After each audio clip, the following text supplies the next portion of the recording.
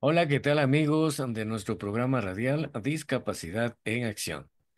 Ya estamos con la psicóloga clínica Diana Álvarez, con quien vamos a dialogar el día de hoy sobre un tema muy interesante. Así que les invitamos a que marquen el 098-6601-549, el 096-7862-530, que está totalmente disponible para cada uno de ustedes. Bienvenida, doctora, y pues el tema de hoy, para que por favor usted lo presente. Y la pregunta de entrada, ¿por qué este tema el día de hoy? Ujú. Un buen día con todas y todos y mucho gusto también con Worker vernos una semana más. El día de hoy tenemos un tema sumamente interesante y creo que puede ayudar a muchas familias porque hay varios contextos en los cuales se atraviesan estas dificultades. El día de hoy vamos a hablar sobre la coparentalidad, ¿no? Y claro, de alguna manera cuando los padres deciden tener hijos, pues evidentemente asumen este rol, ¿no? De la parentalidad como tal. Sin embargo, de acuerdo a las crisis que pueden tener algunas familias, resulta que se pueden producir también situaciones de separación, ¿no? Que puede ser circunstancial o definitiva, ¿no? De los miembros fundadores, en este caso de la familia, que son los padres, ¿no? Entonces, esto nos lleva a una situación de trabajar la coparentalidad, que en este caso sería la crianza compartida, ¿no? Entonces, eso es lo que nos corresponde el día de hoy, poder definir un poco en qué consiste y cuáles serían las estrategias más adecuadas para tener esta crianza exitosa en contextos de separación o de divorcio. Bien, entonces pues adelante con el tema y mientras tanto nosotros les invitamos a que ustedes marquen el 098-6601-549, 096-7862, que están ya listos para recibir sus mensajes de audio, comentarios, preguntas. Adelante. Ujú. Bueno, entenderíamos que dentro de la terapia familiar, como hemos hablado en capítulos anteriores, nosotros tenemos que analizar cómo está estructurada la familia, ¿no? Entonces hablábamos de una familia a lo mejor que puede ser monoparental, una familia que podría ser nuclear, ¿no? Donde están los dos padres y los hijos, podría ser una familia extensa. Hemos hablado también un poco sobre las relaciones que existen entre los miembros de la familia, es decir, si hay una dinámica unida, sólida, ¿no? O si hay dinámicas que pueden ser como muy aglutinadas, extremadamente cercanas, o por el contrario, dinámicas que son difusas. Entender un poco esto nos ayuda a prevenir, ¿no? Y a tiempo, pues, poder corregir aquellas dinámicas que puedan ser conflictivas. Lastimosamente, en algunas ocasiones, cuando, digamos, la familia no llega a tiempo a terapia o a nivel de pareja, también no se trabajan estos conflictos o después de haberlos trabajado, intentado trabajar, se llega a este punto de la separación como tal. Entonces, hay una parte importantísima y es que el vínculo dentro del subsistema de pareja, por supuesto que se puede disolver. ¿Sí? Pero lo que no se puede disolver y nunca va a terminar, en este caso, es el rol que ya se ha establecido cuando la pareja tiene hijos. ¿Sí? Entonces, por eso es muy importante en este momento el poder entender que la crianza continúa, ¿no? O sea, la crianza va a continuar aun cuando papá y mamá hayan decidido tomar caminos diferentes dentro de la relación de pareja. Entonces, ustedes comprenderán que cuando se produce esta separación, ¿no? O ya más de forma legal llega el tema del divorcio, hay algunos temas legales que se tienen que definir. ¿Sí? Dentro de ellos entramos en este tema de lo que podría ser la tenencia o la custodia, ¿no? Entonces, tener una custodia compartida no significa lo mismo que llegar a tener una coparentalidad compartida. ¿Sí? Una custodia tiene sus matices dentro del área legal y nos ayudará a definir probablemente temas de alimentos, de visitas, ¿sí? Cosas mucho más apegadas obviamente al interés superior del niño, pero desde el esquema legal. En cambio, cuando hablamos de una coparentalidad compartida, es una elección, ¿sí? Y esto ya va a un plano un poco más terapéutico y a un tema relacional. Es decir, el niño o el adolescente, ¿no? Que en este caso está sufriendo tal vez esta modificación o este cambio, esta transformación de su familia nuclear en un principio. va a pasar probablemente a tener dos hogares, ¿sí? Y entonces en estos dos hogares necesita tener un sistema relativamente similar, porque sigue siendo un ser humano que está en crecimiento, ¿no? O sea, que está todavía formando sus reglas, sus límites, sus valores, ¿no? Su personalidad, su identidad. Por lo tanto, cuando las familias se separan y tienen estos dos hogares, uno de los tal vez conflictos más frecuentes es nuevamente el tema de la organización. ¿Sí? Entonces, para tener una organización clara como padres, es fundamental un primer punto, que es el tema de la comunicación. Sí, que ese puede ser tal vez de las mayores dificultades que existe cuando trabajamos a nivel de coparentalidad. ¿Por qué? Porque dependiendo, ¿no? De los motivos de la separación o de la distancia de la pareja, pues pueden quedar emociones desagradables de un lado, del otro, de parte de los dos, ¿no? Que en la mayoría de ocasiones, o bueno, en muchos casos, implica el que las personas ya no quieran tener un contacto, ¿no? Que ya no quieran estar cerca. Entonces, evidentemente, esta distancia, esta separación, también en el tema de la comunicación, influye mucho en los hijos, tanto en los niños como en los adolescentes, porque tenemos ese riesgo de que al perderse la comunicación, y en cambio podemos también empezar a tener diferencias en las reglas, en los límites, en los valores, en la misma crianza, ¿no? Y entonces viene un tema de ambigüedad. Tal vez en un hogar tengo una forma de relacionarme, una forma de ser, una forma de expresarme y en el otro hogar es totalmente distinto. Entonces, por eso es muy importante en este caso que uno de los pilares que se trabajen y que se tengan presentes cuando iniciamos este trabajo de coparentalidad, ¿no? O sea, tanto autónomo como guiado a través de la terapia, sea tener una comunicación asertiva. Obviamente, y tomando en cuenta, por supuesto, el sentir también de los padres, pero por supuesto lo que nos queda de forma central también en estos contextos siempre va a ser el interés superior del niño. Dentro de todo lo que hemos hablado, pues, ¿cuál es la clave para una comunicación eficaz? Ujú. Bueno, pensemos en que una comunicación efectiva significaría transmitir un mensaje que sea claro, de acuerdo al objetivo que tenemos o al problema que estamos pasando y que por lo tanto queremos conseguir una solución, ¿sí? Entonces, la comunicación se alimenta de contenidos que sí son verbales como tal, o sea, el contenido propiamente, el mensaje que transmitimos, pero también se acompañan de mensajes no verbales, ¿sí? Es decir, nuestros gestos, nuestra mímica, en definitiva, el cómo decimos las cosas. Por lo tanto, cuando nosotros queremos tener una comunicación asertiva, una comunicación efectiva, debemos combinar estos dos planos.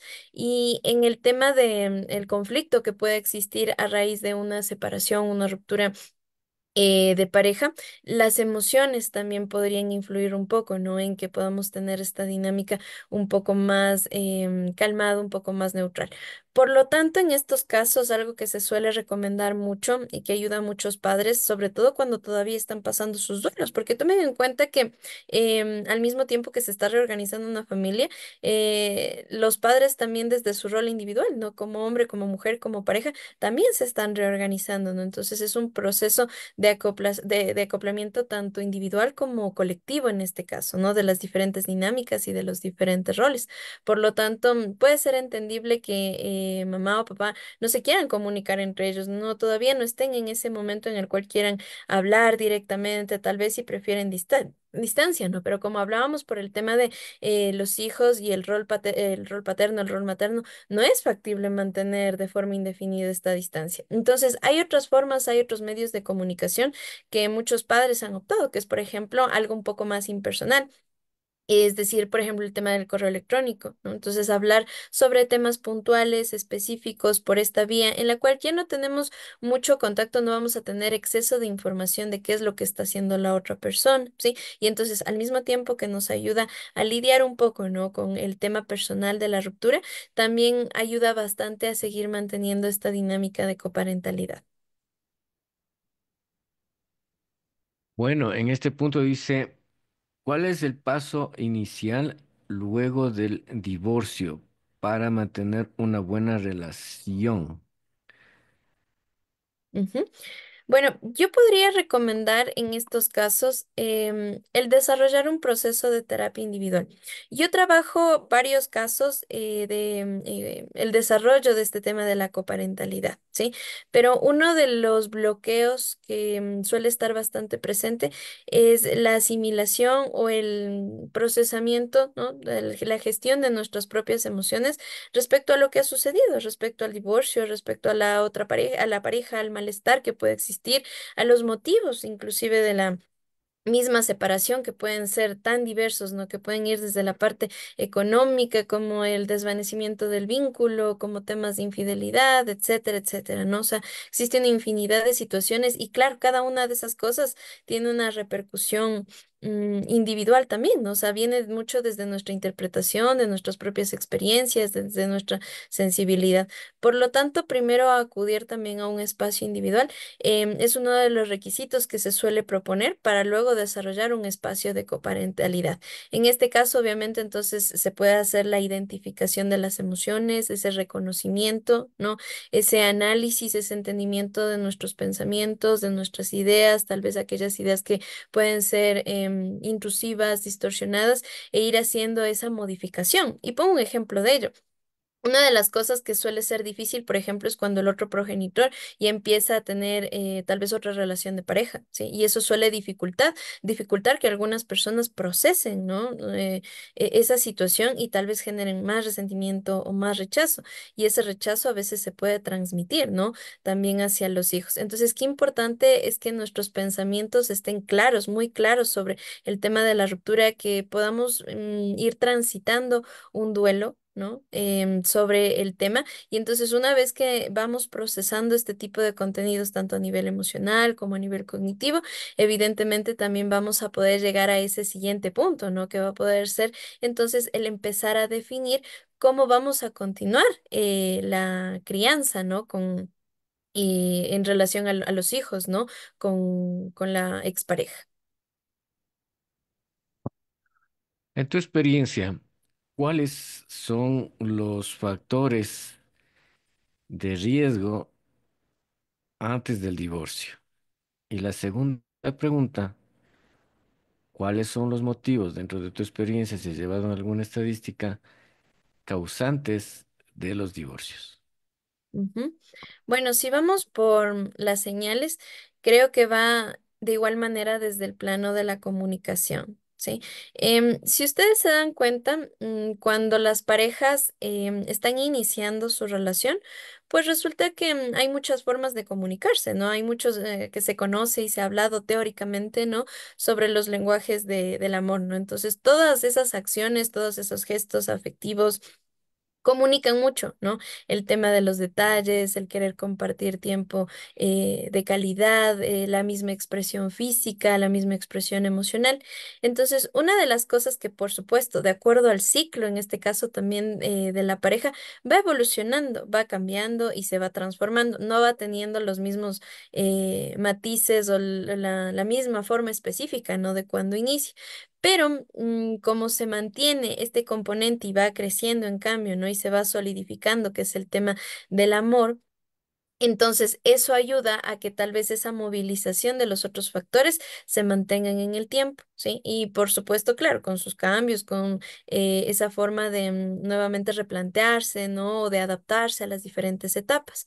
Pero lo que sucede es que en algunos momentos, ya cuando podríamos estar próximos a una separación o una ruptura, estas formas también de comunicación cada vez se van desvaneciendo más, ¿no?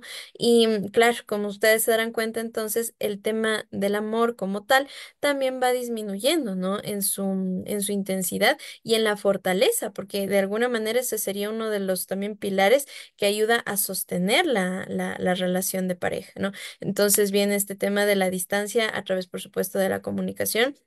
Vemos que ya son personas un poco más distantes, ¿no? Es decir, de lo que antes se comparte mucho más tiempo, pues ahora cada uno empieza a tomar su espacio. ¿Y por qué lo menciono? Porque muchas de las parejas optan por empezar a vivir en cuartos separados, ¿sí? Entonces ya no hay esa dinámica de compartir, ¿no? De ser equipo, de hacer actividades en conjunto, sino miren cómo cambia, ¿no? En este caso, cada uno y empieza a buscar y a querer como sentirse mucho más cómodo y a preferir su individualidad. ¿Sí? Entonces, claro, hay momentos en los que esto también puede ser efectivo, ¿no? Movilizar el tema de la individualidad, pero debe ser un equilibrio. Entonces, cuando esto tiende a ser parte ya de la normalidad o tal vez ya se generalizó, pues creo que empezamos a tener un problema. De igual manera, cuando las parejas ya no comunican, ya no expresan lo que sienten, ¿no? Suele ser también una señal importante porque eso también es parte de esa distancia, ¿no? De lo que en momentos iniciales puede ser que se acude a la pareja para el criterio, para la opinión, a veces para el apoyo y la contención emocional o para la resolución de algunos problemas, que no está mal. Entonces luego ya no se considera la pareja, ¿no? No se siente como un punto importante, un punto de apoyo, un punto de recarga emocional y afectiva, ¿no? Sino que nuevamente todos esos espacios se empiezan a individualizar, ¿no? E insisto, empezamos a desarrollar espacios que suelen ser muy autónomos, muy independientes, los cuales de ninguna manera están mal, pero siempre es cuando se mantiene ese equilibrio, ¿no? Es decir, se da ese protagonismo, por supuesto, a mi autonomía, a mi espacio en soledad de calidad, pero también se suele mantener, ¿no? Ese espacio de compartir en la pareja. Y de igual manera que no es lo mismo, ¿no? El compartir en familia, porque ese es otro de los puntos. A veces se suele desplazar mucho y se confunde el tiempo de pareja con el tiempo de familia, ¿no? Que también es muy importante, pero nuevamente suma puntos dentro de ese equilibrio, ¿no? En nuestras dinámicas y, y en nuestros roles, ¿no? Por lo tanto, qué importante es notar esas señales para empezar a hacer algo, empezar a movilizar la relación, que sí hay cosas que se pueden hacer, ¿no? Como para intervenir a tiempo y empezar a establecer nuevos puentes o nuevos canales de comunicación, porque en este caso, por ejemplo, claro, como la pareja ya ha cambiado, no es lo mismo, ¿no? Una pareja de adultos jóvenes que una pareja a lo mejor tiene ya hijos adolescentes o una pareja que a lo mejor ya está saliendo, ya están saliendo los hijos, ¿no? Y llega esta etapa del nido vacío. Entonces, cada etapa de la conformación de la pareja va a tener sus retos, va a tener sus crisis y obviamente también va a tener sus estrategias para poder ir movilizando los recursos necesarios para que se vayan reconstruyendo, se vayan reformulando, ¿no? Los vínculos en este caso. Bien, entonces, dentro de todo esto, creo que el corre-corre de todos los días también es un factor importante porque la mayoría está cayendo en familias funcionales. Alimentación, proveo, alimentación, vestido, vivienda, educación y los gastos. Y papá y mamá salen a trabajar y se encuentran de noche, los hijos solos. Y pues, ¿crees tú que este es uno de los factores? Porque ya solo, y los sábados, mediodía, una vueltita por ahí entre todos, como para paliar el asunto, y después en la tarde cada quien coge para su lado. Ujú, Entonces, ujú. ¿por qué Claro. creemos en la funcionalidad del hogar? Cuando empezaron, simplemente querían estar y hacerlo todo juntos. Ujú, ujú. Exactamente. Lo que pasa es que esto también tiene que ver con el mismo ciclo vital de la familia y de la pareja. Entendamos que al inicio, pues estamos siempre impulsados mucho más también por nuestras emociones y la intensidad de las emociones también hace que las experiencias se puedan vivir con mucha más intensidad, ¿no? Entonces, resulta que lo que Walker menciona es el tema de pasar a ese otro plano donde puede llegar la rutina. ¿Sí? Y la monotonía, es decir, lo que todos pasamos, ¿no? Nuestras dinámicas diarias que tal vez ya establecemos y son un poco más automáticas, ¿no? Que de alguna manera es también, porque eso es parte de lo que le da un poco de estructura y estabilidad, que es también lo que se necesita dentro de la familia. Pero ¿qué es lo que hemos venido hablando en esta temporada también? Es que también necesitamos un componente de flexibilidad, ¿no?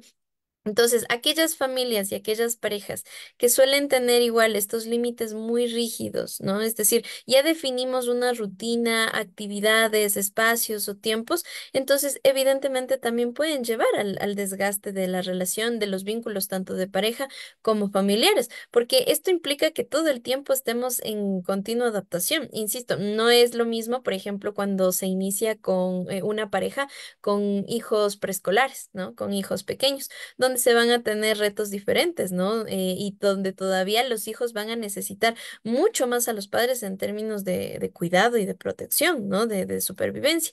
A una pareja que ya está con hijos adolescentes, por ejemplo, donde de igual manera vamos a tener que cuidar de los adolescentes, pero a tener que dar más flexibilidad. Entonces, si ustedes se dan cuenta, conforme los hijos van creciendo, evidentemente van a necesitar menos de los padres, lo cual no está mal, lo cual es sumamente positivo porque se fomenta esa autonomía.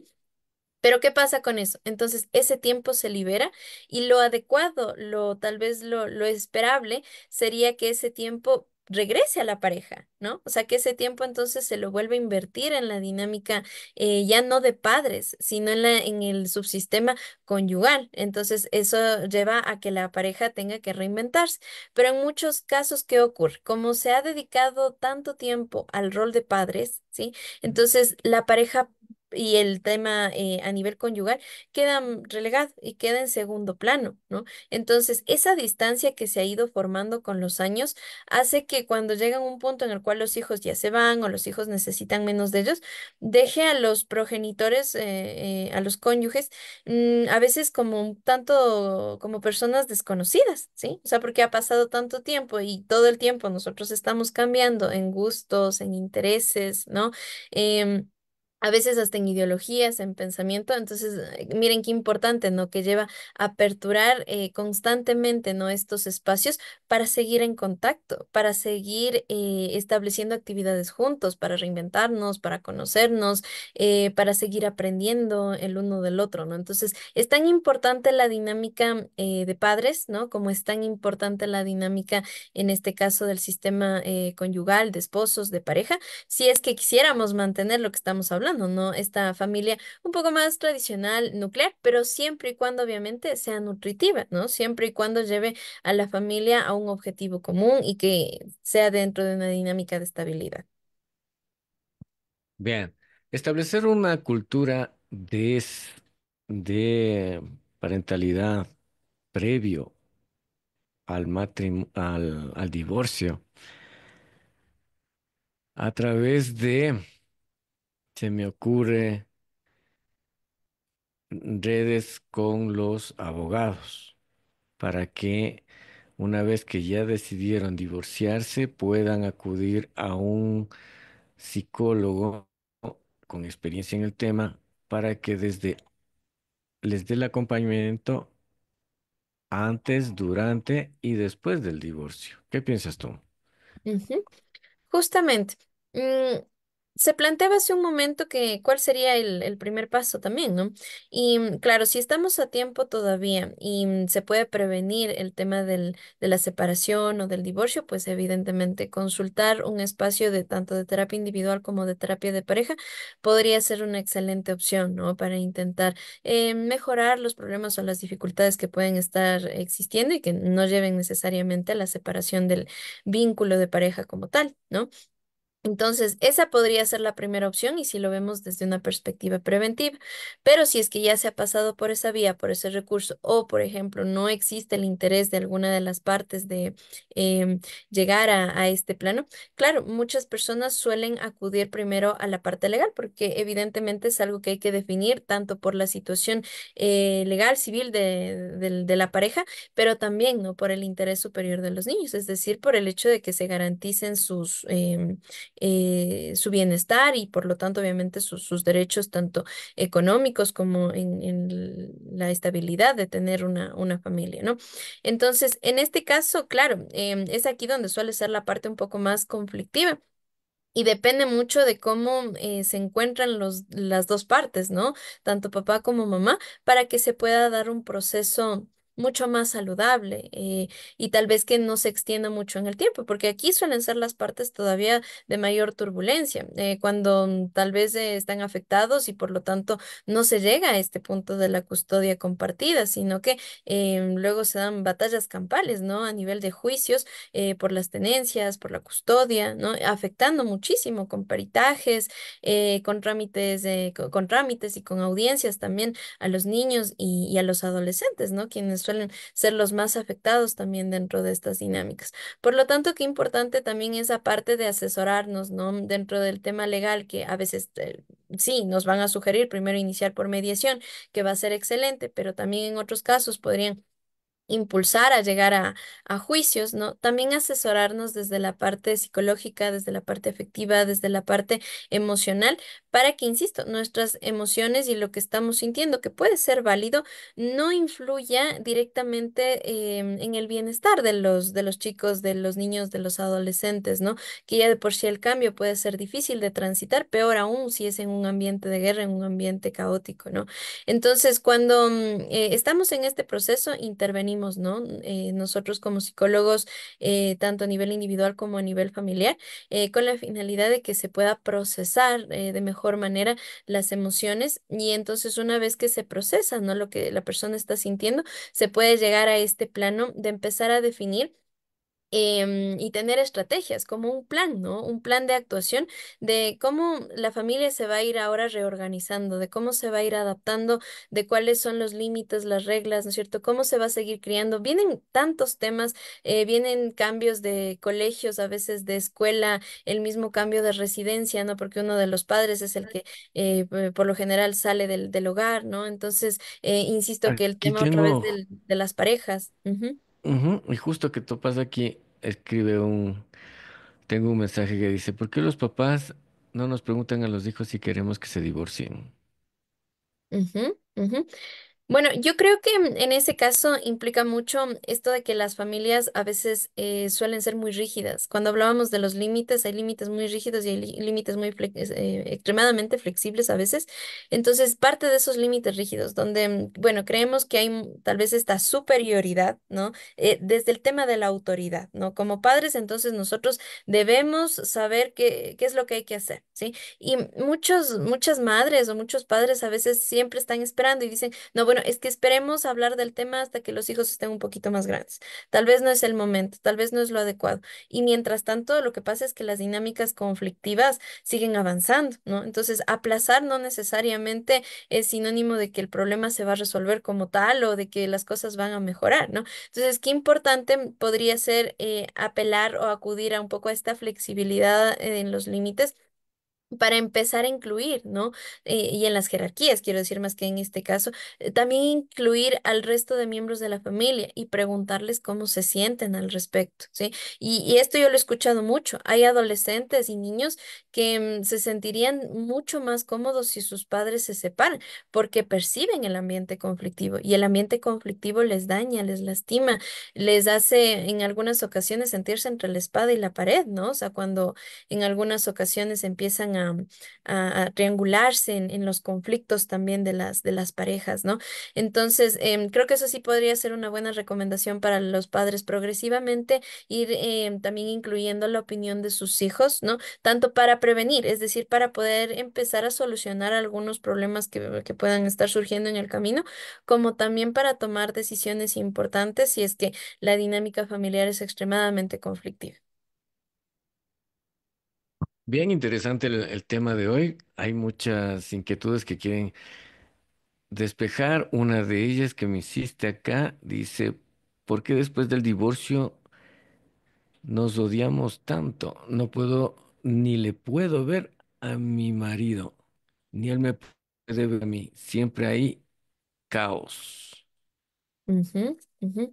Totalmente. Eso es justo es lo que les hablaba hace un momento, ¿no? Ese es uno de de las mayores dificultades que nosotros tenemos en los procesos de terapia familiar para desarrollar el tema de la coparentalidad. Y bueno, no podría decir que está mal sentir emociones desagradables, ¿sí? Porque todo también dependerá del contexto en el cual ocurrieron y empezaron a desarrollarse esas emociones, ¿sí? Entonces, por lo general, cuando desarrollamos este tipo de emociones es porque hemos sido heridos o lastimados de alguna manera. Entonces, todas las emociones tienen alguna función, tienen algún propósito y evidentemente, si nos hacen daño, la emoción se moviliza también para que reaccionemos, ¿sí? Pero claro, una reacción saludable es poner límites, ¿sí? A veces tomar distancia cuando ya no, las dinámicas no son solucionables o no dependen exclusivamente de nosotros, que eso es importante también reconocerlo. ¿Sí? Pero entonces es importante también reconocer que si una dinámica se está terminando, una relación de pareja, obviamente vamos a entrar por un proceso de duelo. Y ese proceso de duelo va a conllevar etapas y una de esas etapas es la de expresión emocional, ¿sí? Entonces puede ser normal lo que se está sintiendo y lo que se está experimentando, pero cuando sentimos que estas emociones ya son demasiado intensas y están influyendo ya en nuestro rol también como padres y con eso estamos afectando a los hijos, entonces creo que también podría ser un excelente momento para comenzar, para pensar en comenzar una terapia, un proceso individual en donde nos puedan ayudar a tener herramientas para gestionar estas emociones, ¿no? Tanto como les decía, en la parte emocional, como a nivel cognitivo, como también lo que hacemos, ¿no? Cuando estamos molestos o cuando estamos heridos y también para adquirir esas competencias parentales que nos pueden hacer falta porque no es lo mismo ser padres desde una familia nuclear cuando ya empezamos a ser padres ahora desde una familia de padres separados, ¿no? De padres divorciados. Entonces vamos a requerir nuevas herramientas y no es obligación tener esas herramientas, sino que se las va aprendiendo en el proceso, ¿sí? Entonces, claro, la responsabilidad es ir adquiriendo esas herramientas, pero no tenemos la responsabilidad en este caso de no saberlo, estar pasando directamente por esas crisis, ¿no? Entonces es Y una importante consulta validar lo que aquí, estamos sintiendo. sí, bastante interesante, ¿no? Una consulta aquí, mira, se van dando las preguntas. Ujú, Estoy deprimida porque supe que mi esposo, así está, mi esposo se va a casar con otra. Somos divorciados 2 años. ujú, ujú. Claro. Bueno, y esta es parte de las dinámicas que les mencionaba hace un momento, ¿no? Qué difícil puede ser cuando tal vez nosotros estamos en un duelo por la relación y a lo mejor todavía no terminamos ese duelo, todavía lo estamos transitando, pero vemos que la otra persona, en cambio, ya ha decidido iniciar una nueva relación, ¿sí? Entonces, eso puede activar muchos pensamientos, muchas ideas, muchas de las cosas que escuchaba en terapia es, por ejemplo, tal vez no fui tan importante, ¿no? Si es que la otra persona ya está con alguien más, entonces tal vez yo no signifique nada para la otra persona. En otras personas se activan miedos o inseguridades sobre tal vez y, ya estaba con alguien más, ¿no? Ya estaba tal vez con esta persona antes de que terminemos la relación, ¿sí? Entonces, por eso qué importante es identificar nuestros pensamientos, o sea, lo que nosotros estamos interpretando de lo que está pasando, porque no necesariamente lo que nosotros pensamos es lo que está ocurriendo, ¿sí? O sea, el hecho de que la otra persona tenga una nueva relación no necesariamente tienen algo que ver con nosotros, es decir, con que no seamos suficientes o que con que nosotros hayamos tenido la culpa o que seamos responsables específicamente de lo que ha ocurrido, ¿no? Tal vez sí son situaciones o contextos muy diversos, pero que lastimosamente a veces de acuerdo a la interpretación o la mala interpretación que hacemos, terminan afectando a nuestra autoestima, a nuestro autoconcepto, ¿no? Entonces, qué importante sería ahí reevaluar nuestras creencias porque estas creencias a veces influyen mucho en cómo llegamos a sentirnos y en estos estados de posibles, ¿no? De depresión que podríamos estar identificando. Bien, entonces hemos despejado las inquietudes que más nos han llamado la atención, ¿sí? Y creo que de este tema tendríamos que tener una parte dos, porque están entrando preguntas, pero en razón del tiempo tenemos que despedirnos. Y bueno, hay que llevar la relación después de el divorcio de una manera bastante equitativa, pues en medio están los hijos. Y si los hijos ven que sus padres tienen una buena relación, ellos van a desarrollar un proceso de asimilación bastante bueno, porque cuando existen conflictos, los padres no entienden de que se conflictúan también los hijos, porque, ay, ya tienes que ir donde tu papá, ay, ya tengo que volverte donde tu mamá y se vuelve el mensajero de lado y lado. Entonces, creería yo que con todo lo que se ha hablado hoy, los padres que están en este proceso o ya están viviendo este proceso, la mejor opción es acudir a un profesional para que, pensando ahora sí en los hijos, puedan mantener una relación buena y los hijos puedan tener esa libertad de ir cuando yo quiera donde mi papá e ir cuando yo quiera donde mi mamá, porque puedo ir a los dos lados y ellos pueden sentirse el respaldo de padre y madre, ¿verdad?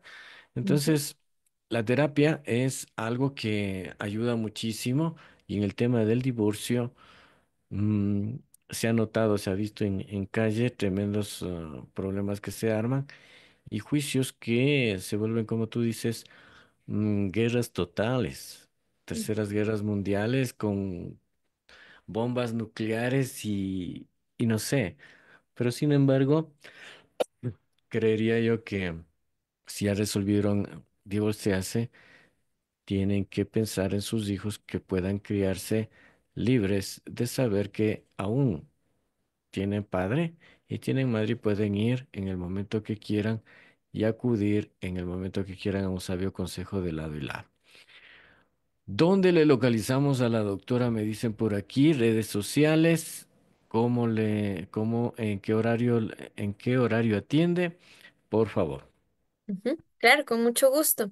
En redes sociales me pueden encontrar en Instagram como psicóloga Diana Álvarez, en Facebook buscando al Centro Psicológico y de Fisioterapia Óptimamente. Estamos ubicados en el norte de Quito, en el barrio La Kennedy.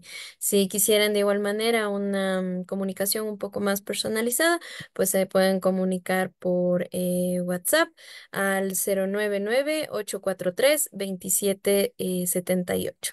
Y el horario de atención es de 9 de la mañana a 6 de la tarde de forma presencial o en línea. Y bueno, desde más adelante pues se aperturan horarios también para consultas en línea, quienes tal vez por sus horarios o por sus trabajos no tienen la oportunidad de asistir a consultas presenciales. Dicho esto, nos vamos despidiendo hasta la próxima semana con la doctora Diana Álvarez. Esto es Discapacidad de Conexión. Continuamos.